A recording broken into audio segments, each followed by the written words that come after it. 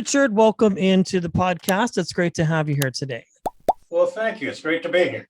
Well, we have a film and television legend on the show, and I really don't say that often, but it's true because you, Richard, have been a part of just television and film history. You've been a part of a lot of different things, and we're going to dig into that.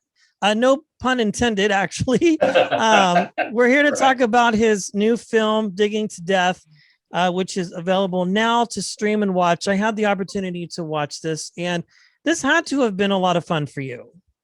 It was actually. It was a great deal of fun. The day I worked, it was raining. The mud was all real, and we were covered in it by the end of the day.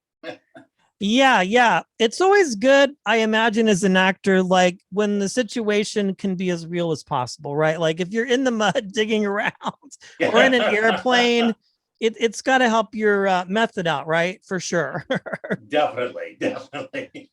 Yeah, it's interesting. I've heard a lot of actors say if you want to be in the industry, it's a lot of fun, but it's not as glitzy and glamorous as you might imagine, because a lot of the situations that you're in are very real. Out of everything that you've done in your career, have there been any standout moments where it's been like that, where you've just been in the thick of it and just, it's as real as it can possibly get for acting, so to speak? Oh, there were a couple like that. When I did Iron Will, we shot it in Duluth, Minnesota in January. And the day we arrived, there was a snowstorm and minus 40 degrees. And we started shooting, and the camera froze. And so they had to warm it up and recalibrate it before we could start again. Then the next day there was a Chinook wind came through and melted all the snow. Wow. So they tried to fake the snow with potato buds, and we ended up having these huge cartoon-like things on our feet if we took a couple of steps through that. And they put fake snow on the roofs, and it began dripping off, sort of like marshmallow cream coming off it. Wow. So we were looking forward to it when we got back into the cold and the real snow. Yeah, I know. That's another iconic film, but Digging to Death is a fun psychological thriller. There's just a lot of twists and turns. What can people expect when they get the opportunity to watch this movie? What's it about, and how your role fits into the whole project? Well, I think the thing about Digging to Death is expecting the unexpected. It's not at all what you would imagine it to be. A guy is going through a tough divorce, and he's moving into a new house, and he's just trying to get everything set up and to live there. And it seems like it's going to be just an easy task. And he hires my character to do some landscaping. He's going to put in a septic tank, which he thinks he can do himself, since it's something he did when he was growing up with his dad. And everything seems to go wrong. And he's got a deadline that he's trying to make in this video game company that he works for, and that's adding to the pressure. And it's just he keeps imagining, the stress keeps bringing stuff to him, and it doesn't make any sense. And as he finally begins to understand what's going on, then it becomes really scary. Yeah, it's a lot of fun. I, again, as an interviewer, have the opportunity to watch screeners of these projects. And ironically, it's kind of funny. The weather in California has been weird, especially down north here. One night it was cold and windy. I had my windows open and I'm watching this screener. And then all of a sudden, like, my roommate / landlord comes knocking on my door. I'm telling you, I literally jumped probably 6 feet off the chair because she startled me, because I was not expecting her. That's how intense this movie is. Like, there's a lot going on in the story. Absolutely. And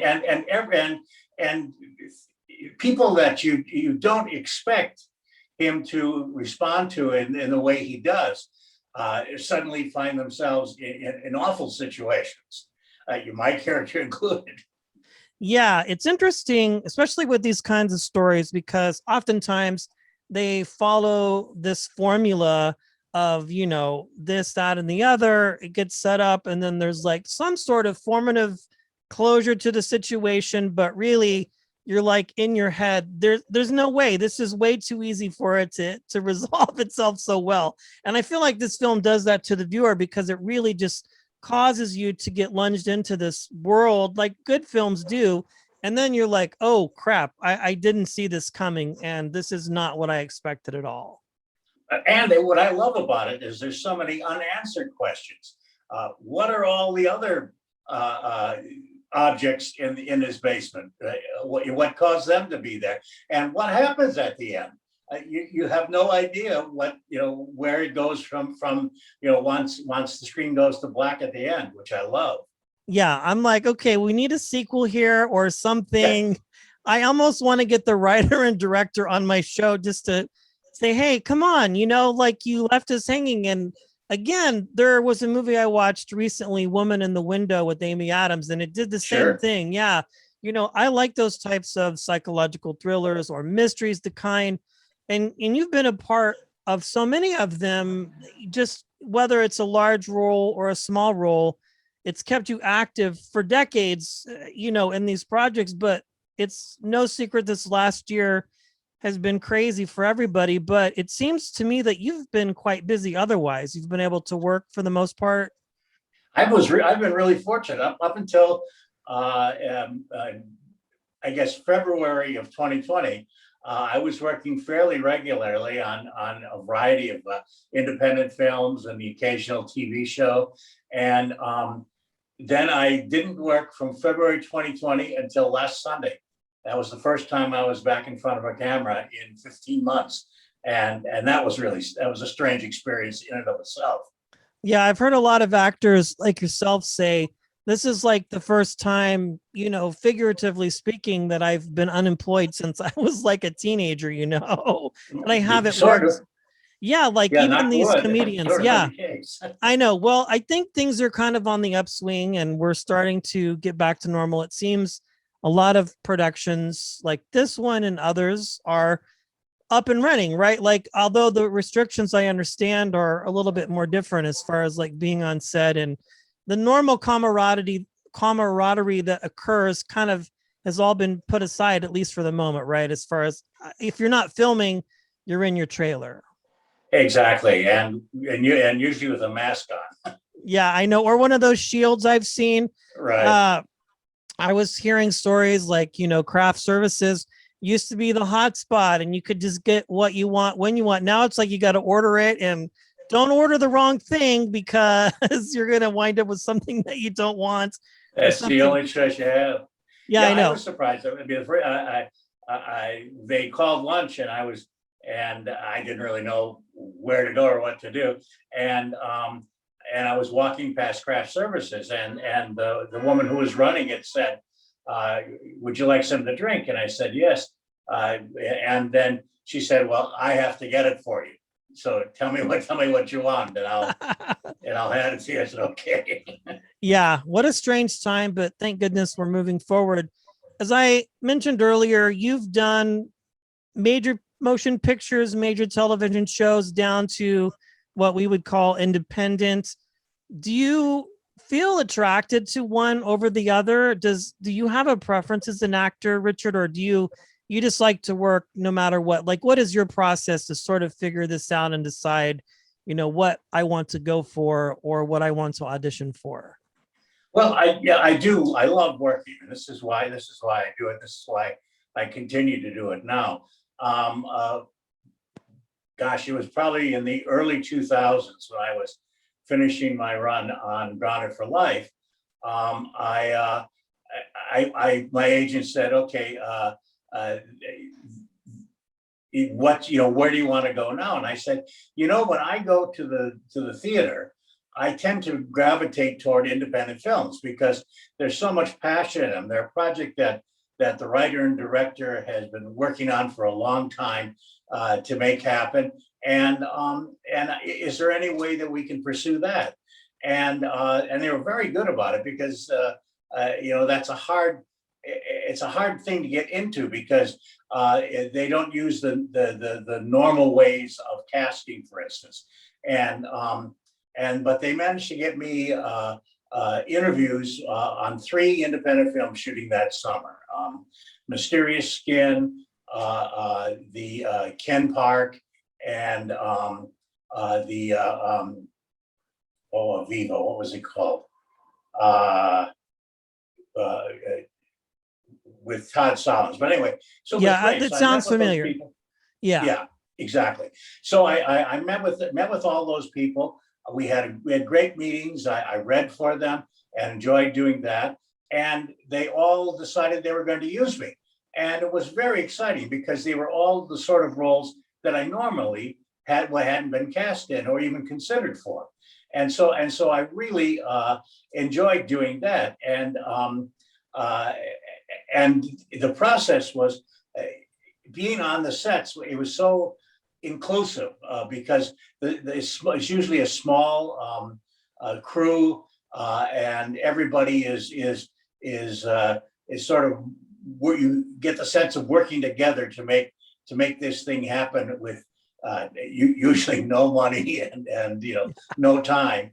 And it was been very exciting. So since about 2005, I would say that 80% of what I've done have been these independent films, and it's been great. I've really enjoyed it. And it's allowed me to do things like I had never had an audition for a horror film before. And suddenly somebody said, "Would you consider doing a horror?" I said, "Sure, I would love to." And they said, "Oh, well, that's great. We didn't know." And here's this film that we're thinking of doing called Hatchet. And if you want to do it, we'd love to have you be part of it. And it was great. It was a wonderful experience. Yeah, that's fantastic when, as an actor, you have that open-mindedness to really sort of break outside of the box. Like Grounded for Life, let's talk about that here because we mentioned it. A great show that was on for like 4 or 5 seasons, which is really great for a television show. When you were on this and in this project, like in that space where you're doing something that's going on and on for a long time, you're pretty much guaranteed your spot in the story. Do you ever find yourself thinking about like what's going to be next for me, or are you just present in the moment and thinking this show's probably never going to end?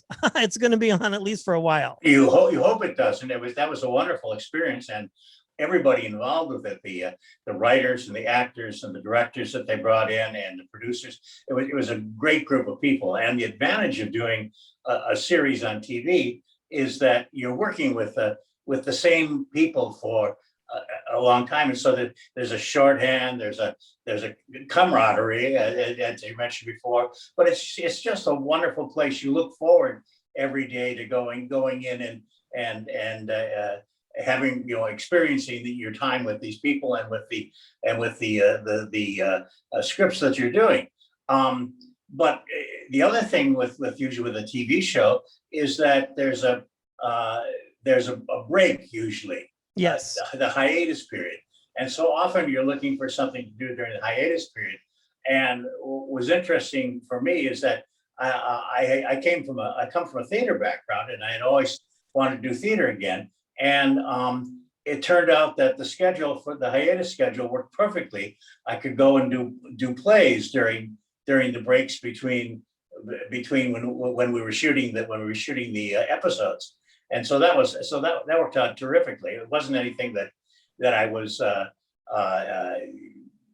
conjuring up on what I was going to do, but while we were doing it. But I found these possibilities available during the breaks that we had. Yeah, such a great show. And I mean, there's a lot of great television right now. I think especially this last year or so is produced. I've heard people say, well, it's kind of like the new golden age, or I don't really know if I can call it that, but Grounded for Life was a great show. I remember watching it, and you've done a lot of things. We've talked about independent projects a lot. I've heard in other interviews you talk about Of Mice and Men being one of your favorite things that you've done because you've done different iterations of it. You've gotten to play different characters. What is it like as an actor when you get to not return to the well, but to really go back to something that you've been a part of and play a different character versus something you've done in the past? Well, that's really exciting, and there was a lot of that on the Mice and Men project. When I had done it as a play before, um, there's a certain concept that's set up by the director. You're working with a group of actors doing the project, and you do it over a period of time in terms of rehearsal, and then in performance, and it continues to grow. You learn more about the story and the interrelationships of the characters and all of that while you're working, and that's a great experience. Now we came into to this movie, and Gary and John had both done it as a play at Steppenwolf, and Gary had worked with Horton Foote in doing this adaptation, and he had a very strong concept of trying to show how different the situation was of two men that were itinerant workers, as George and Lenny are, hanging together, because almost everybody else, and certainly everybody else in the story, are alone. Yes. And so they wrote little vignettes about the background of each of the characters and how they happen to be alone doing this project. I remember there was one who just got a letter after 3 years that had been following him around from job to job, and he gets it, and he finds out that his sister had died 3 years ago, but he had no way of knowing, and so that was very exciting, but it's everybody, every production brings its own view of the story, and to try and give your part to that view is what's so exciting, and any background you may have helps that, and it makes it, it gives you something to work from, a platform from which to work. Yeah, I imagine too, it helps you get into the character even more so, even though we as like the viewer or the consumer of the content might not necessarily know that, but it helps you make choices as an actor. But I think if you are a consumer of entertainment and you watch these projects that you've done, you really do kind of get a sense of, okay, this makes perfect sense of why this person might be here or this other person might be there, because they're obviously part of the story. We have Lenny and George. We know who they are. I mean, obviously, but then all the other people around, it's like, okay, it makes it cohesive, right? And gets people even more drawn into what you're doing. Absolutely, and Gary was very smart in how he put it together. We had a week of rehearsal before we actually started shooting, to the point where we could have done it as a play. I mean, everybody was very comfortable in each of the scenes doing it. Then instead of shooting people out, he arranged the schedule so that the bunkhouse group, we call ourselves, we worked 3 days, at least 3 days, occasionally more, every week. So we never kind of disappeared and came back, you stayed together. Constantly part of it, yeah. And the location they found to shoot was great. We were up in San Ynez for almost 10 weeks, and it was just, there was this, the ranch was there, the field was there where we were bucking the barley. All of that was right there, within sight of our location every minute. That's a beautiful area, by the way. So now it makes me want to travel there. I haven't been there for several years. A topic that I like to talk to actors about is opportunities, taking risks, missed opportunities, and that sort of thing, because I feel like at some point, not that our life is full of regrets, but maybe there's times in our careers that we don't take opportunities or we don't take a risk. Have you ever had any moments like that, Richard, as an actor, where you were presented with something and you kind of made a creative decision to not take a risk, and looking back think, well, maybe I wish I would have done something like that? Or has everything worked out the way that it's supposed to for you? Well, not exactly, but usually, I mean, my choice is almost always to say yes. Okay. You know, I can almost always find something worthwhile in every project that's presented to me. But occasionally there have been periods where timing has been off.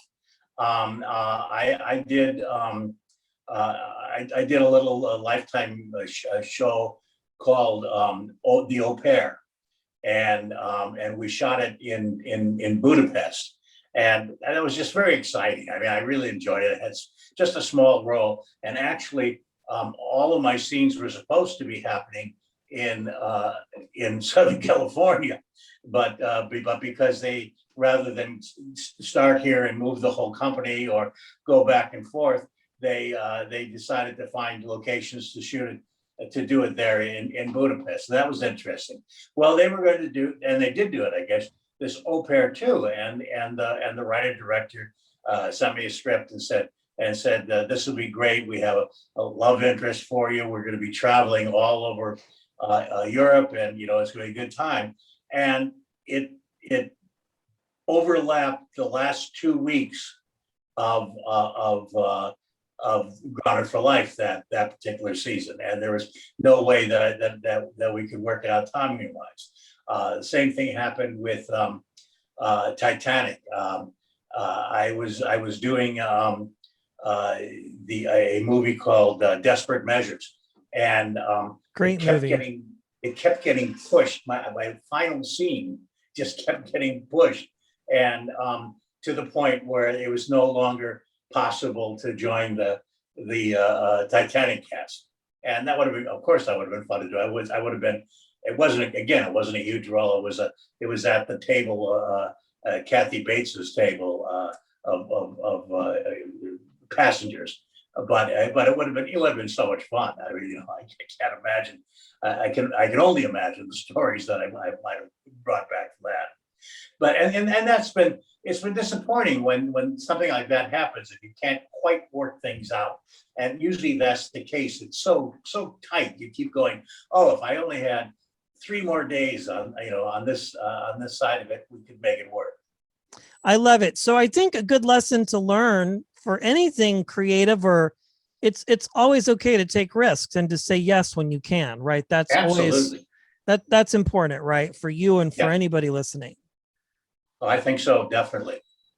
Yeah, I love it. Well, as we wrap up here, I have to say a lot of things that you've done have been fantastic, but one of my favorite things that you've done, and I just saw this again recently, Santa on 2.5 Men, I have to say,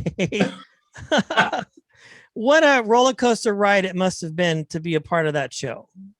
It was so much fun, and I had worked with Conchetta before, so it was nice to see her again.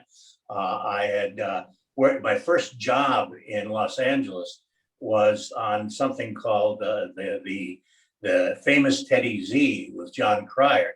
So I had it was nice to see him again, and I had always been such a great fan of Holland. So it was such a treat to do the scene with her. I mean, I can only tell you, but it was a great. Actually, even at that point in their run, it was such a great set to be on. They were having a good time.